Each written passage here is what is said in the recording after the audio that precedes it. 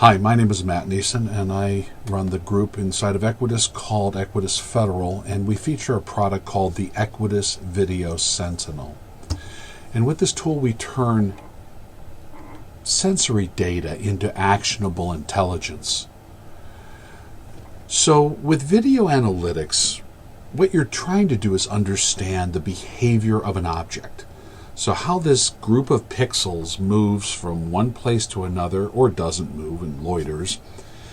And by using artificial intelligence and machine learning tools, we can actually take the behavior of the object and index this information for later research, as well as alert an operator when a condition occurs. So for example, vehicles going too fast down a highway or the wrong direction on a freeway.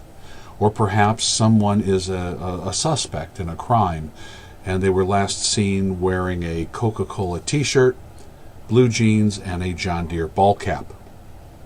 Well, when someone does that, we can very quickly look through literally not millions, not billions, but trillions, quadrillions, quintillions of objects that were detected by the system. And in under a second, you could find the people that were wearing the blue pants, the red shirt, and the green hat. That's what video analytics is really all about, understanding objects and the behavior of those objects and indexing all of those events or alerts and triggering alerts to notify personnel to take next best actions. But recognizing very specific things, this is where visual recognition comes in. And I like to think of that as the Where's Waldo books that our children all loved. In the picture in the lower left corner, it's a little hard to see Waldo, unless you've really got a keen eye for it, and it still takes you a number of seconds or minutes, if you're me, to actually find Waldo. Well, because our products look at all of the pixels all of the time, we're able to spot the Waldo in your picture sub-second, really, nearly instantaneously. So when we can do this with images coming out of videos, still frames, and take these cameras in motion and understand what's in it, and then blend that with the science of video analytics, you end up with the Equitus Video Sentinel solution. And we can do this at very, very large scale, literally into thousands and thousands of cameras. So let's take a look at some of the capabilities starting in the upper left. You see a heat map was just being generated. Well, we also have these individual frames. These are events that were collected, and then we demonstrate those to the operator to understand where we had the highest density of people for the longest amount of time. This could be for marketing, MRO, safety, but it helps us to understand quickly, and this required no prior setup. Right out of the box, the system does this for you. We have a traffic scenario where there are multiple conditions being monitored. Right here we have vehicles stopped on the side of the road. As you can see in the box below, they have triggered an alert because they have stayed in one place or loitered for a period of time. This could then trigger emergency responders, police, perhaps a tow truck to help clear the roads. In the upper right-hand corner, you're seeing people just coming into a place to do a little shopping. We're recognizing the objects, we're recognizing things about the people, but definitely detecting that these are humans, and perhaps there are places where humans should not be. This tool could easily be used to say at 3 o'clock in the morning the store is closed. If there are humans in the store, we should trigger an alert and send it to the police. Now let's continue down clockwise, and you see some thermal images down here. What we're detecting is people along a border who are sneaking under or over fences, walking in caravan style, and some of them are carrying backpacks and being identified as mules.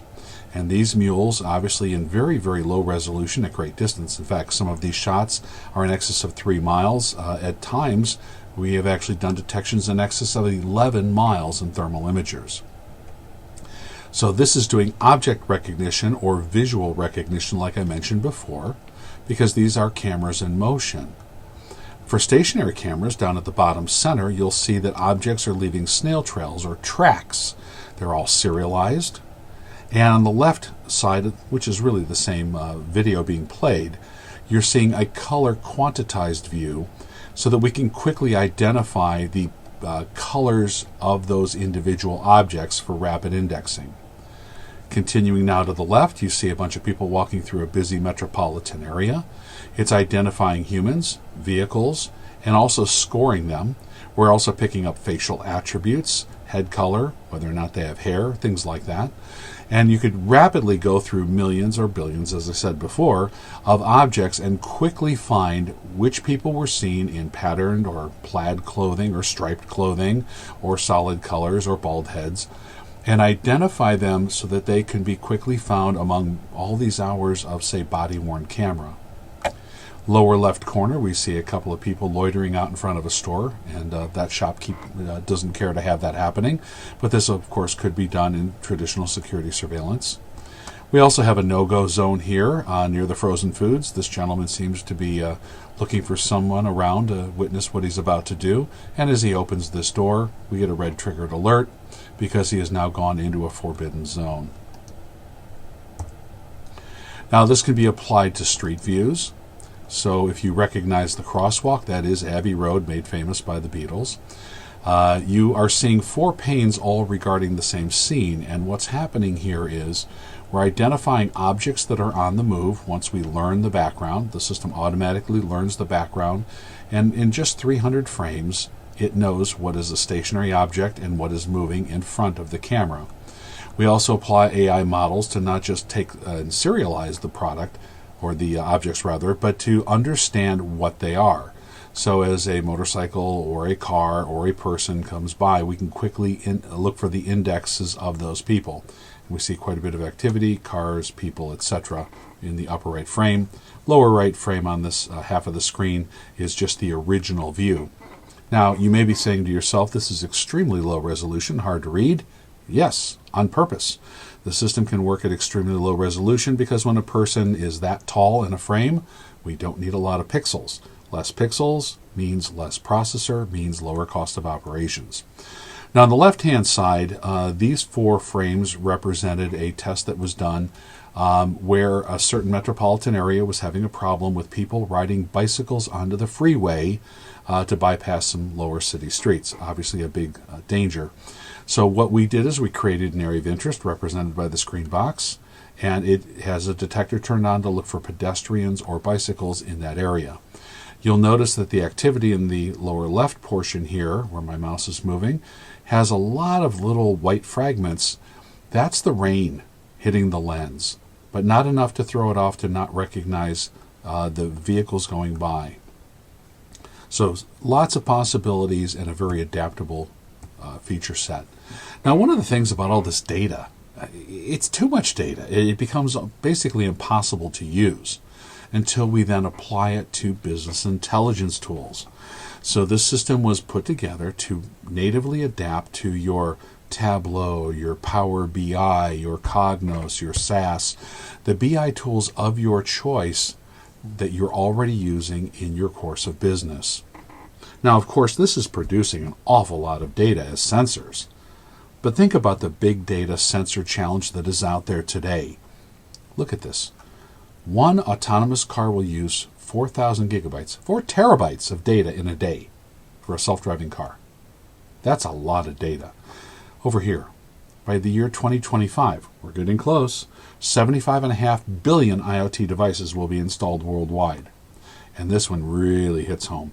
463 exabytes of data will be generated each day by people. Now, this is by 25. 463 exabytes. That's not terabytes. That's not petabytes. That's exabytes. 463 million terabytes of data will be generated daily. So what do we do with all that data?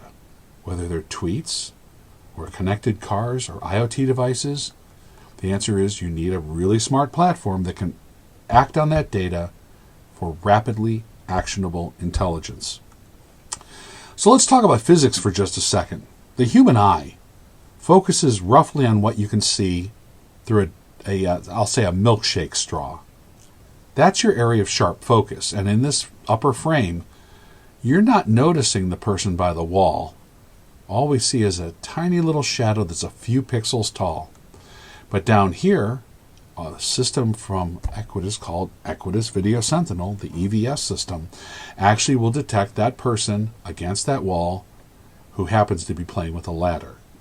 Now, I think that's pretty amazing because we're looking at every frame of every camera that is put before that all the time, or as often as you care to sample it.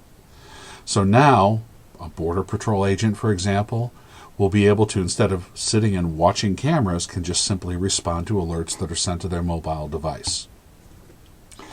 In real practical application, we were able to create the models to detect people carrying large bundles, perhaps drug backpacks.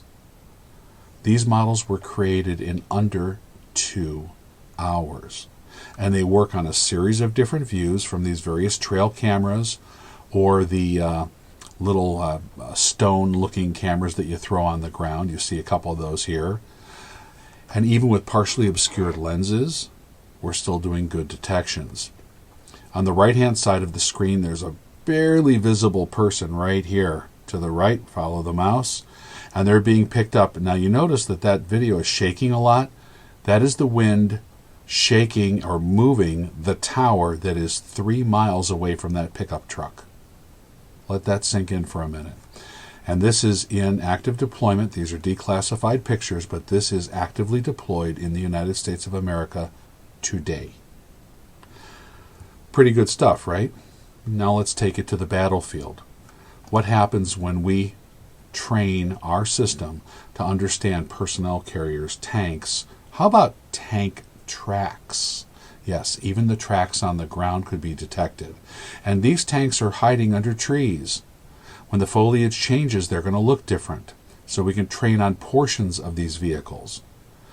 Now, these systems can then be put at the edge of the networks. We can take video off of drones. We can take video off a body-worn camera and train based on the attitude and perspective of the types of cameras that are being used. Typical turnaround for a new model deployment by low-skilled workers is under 1 day. Pretty amazing. Now we add some other business intelligence tools. We have more proper geospatial understanding. We have better fusion of sensors as we marry these together for our investigations, and even overlay things like human intelligence, signals intelligence, open source intelligence, and again, marry those different sensors and IoT devices to geospatial views to make rapidly actionable intelligence work for you. I'd like to thank you for spending a few minutes with me. If you have any questions, please feel free to call me at the number or email on your screen.